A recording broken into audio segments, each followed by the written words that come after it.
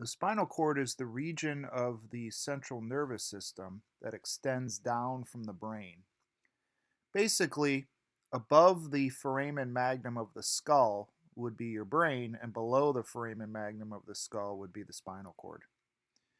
We're going to talk about spinal nerves as well. This is how the spinal cord is going to get sensory information that comes into the spinal cord, and then it will transmit up to the brain. It also will bring motor impulses down from the brain, and then they go out the spinal cord in the 31 pairs of spinal nerves. The last bit of this PowerPoint talks about reflexes, which are often controlled by the spinal cord and spinal nerves as well. Let's begin by talking a little bit about how the spinal cord is protected.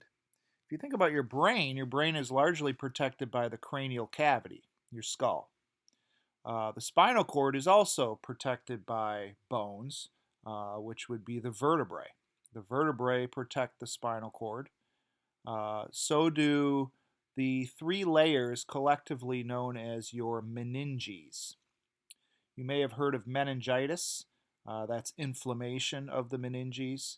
Often you think of the meninges as being related to your brain, but indeed these meninges also extend and surround and protect the spinal cord as well. We're going to be looking at these layers and move towards the spinal cord, but let's begin by looking a little bit inside the spinal cord. We see here that there is gray matter as well as white matter in the spinal cord. The white matter acts as tracks that extend up towards the brain and down from the brain. So the white matter is myelinated axons that increase the speed of transmission up and down the spinal cord. The gray matter is helping to integrate the incoming and outgoing information, basically determine where those nerve impulses need to be going. And we'll talk more about the internal anatomy of the spinal cord. You see here in yellow are the spinal nerves. So this would be a pair of spinal nerves. This would be a pair of spinal nerves. So in essence, we have 5 pairs of spinal nerves here. You'll notice that the spinal nerve is attaching by 2 structures called roots. And we'll talk more about the structure of spinal nerves as we move forward. But let's look at these layers surrounding the spinal cord. We begin kind of looking at the more superficial layer, known as the dura mater. The dura mater, therefore, is the outer meninx. Meninx is singular for meninges. It's a very tough material. It's made up largely of dense, irregular connective tissue. And this offers quite a bit of protection to the spinal cord as well. If we move underneath the dura mater, the middle layer of the meninges is known as the arachnoid mater. So this one is the middle meninx. It's largely made up of collagen and elastic fibers. And it's these collagen and elastic fibers that make it look much like a spider web. And you can kind of see a little of that appearance here. But it's these collagen fibers which were the reason it was named arachnoid. Arachnoid referring to spiders, because it appears like a spider web. So that's the middle layer. Then the third meninx, which is physically attached to the CNS, whether it's spinal cord or brain, is the pia mater. This is a very, very thin and delicate membrane that, again, physically adheres to the brain and spinal cord. It consists mostly of a thin squamous or even cuboidal epithelium. And it usually has some extensions called denticulate ligaments that help attach it to the arachnoid matter. So there's some denticulate ligaments there. So those are the 3 layers of your meninges. There's also some spaces in between. For example, underneath the dura mater is the subdural space, but the more important space is the subarachnoid space. So this is underneath the arachnoid mater, so it's in between the arachnoid and pia mater. Why this space is so important is it contains a large amount of cerebral spinal fluid. We'll be talking quite a bit about cerebral spinal fluid when we get to the brain because that's where it's produced. It's produced in your brain. But it also circulates, it flows, and it flows through this space called the subarachnoid space. We'll also look a little bit at where we would draw cerebral spinal fluid from this space.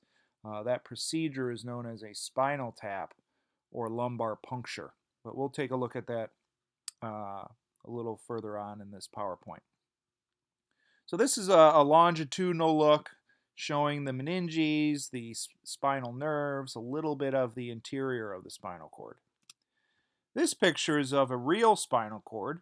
It's a transverse section through the cervical spinal cord. We can tell that this is cervical because if we look at this vertebra, this cervical vertebra, it has a extra hole here for this blood vessel. This is actually an artery called the vertebral artery, and it's sitting in those extra two holes, the transverse foramina. But this view helps us look at another space. So again, here's the spinal cord. Surrounding it would be the meninges. Surrounding the meninges, there's a very important space. This space is known as the epidural space. It wasn't shown on the previous image, but you can see that there's definitely a space here in between the vertebra and the dura mater. And in the epidural space, there's a large amount of adipose tissue, so there's fat in there, so that offers some protection to the spinal cord. There's also quite a few blood vessels in that epidural space. And this is where we would introduce anesthesia if we wanted to anesthetize an individual, say during childbirth. We would introduce the anesthesia into the epidural space, and that would block most, if not all, sensory transmission up from that location. You can also locate a few of the other structures on this picture. Obviously the spinal cord in the center. The subarachnoid space is again a pretty large space there containing cerebral spinal fluid. We can see that here would be a spinal nerve attaching to the spinal cord. We can notice that the outer surface of the spinal cord would have the pia mater. This is a longitudinal drawing of the spinal cord, looking a little more at the gross anatomy, what the spinal cord looks like as it runs down from the brain. It's actually running down from the medulla oblongata, which is the most inferior region of the brain stem. Notice there are a couple areas. Well, let's first look at some of these numbers. We've got these numbers here that represent the nerves, the spinal nerves. These numbers C1 through C8 are not vertebrae because if you recall, there isn't an eighth cervical vertebra. There's only 7. So these numbers represent the spinal nerves, which you can see attaching to the spinal cord. In between the spinal nerves, you can actually see the vertebrae. And they've identified a couple of them on here. Here's the first thoracic vertebra. I think they identify the second lumbar. This is L2. That's an important vertebra to remember because that's about where the spinal cord is going to end. And therefore, if one is to attempt to remove cerebral spinal fluid during a lumbar puncture, you want to go well below that spinal cord. We don't want to introduce a needle towards that spinal cord. So most spinal taps or lumbar punctures will go in between, say L2, L3 or L3, L4, somewhere well below where that spinal cord ends at L2 vertebra. Notice there's 2 enlargements. There's an area in the neck called the cervical enlargement. There's an area in the lower back called the lumbar enlargement. And that's because that's where most nerve and neurons are entering the spinal cord. You've got a lot of nerves that have to go into the arms, so those nerves attach to this area and produce that enlargement. There's a lot of nerves that enter from the legs at this end of the spinal cord, so it produces the lumbar enlargement. The terminal end of the spinal cord is known as the conus medullaris, a cone-shaped terminal end.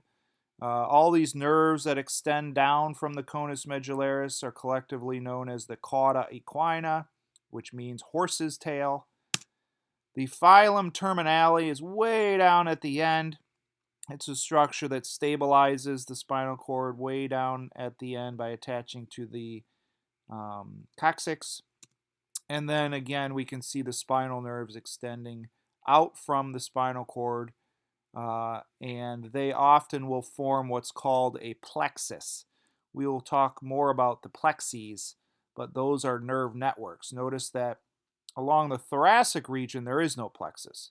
The nerves extend out from the spinal cord and don't attach to one another. But in the neck, they attach to one another. When they supply the arm, they attach to one another.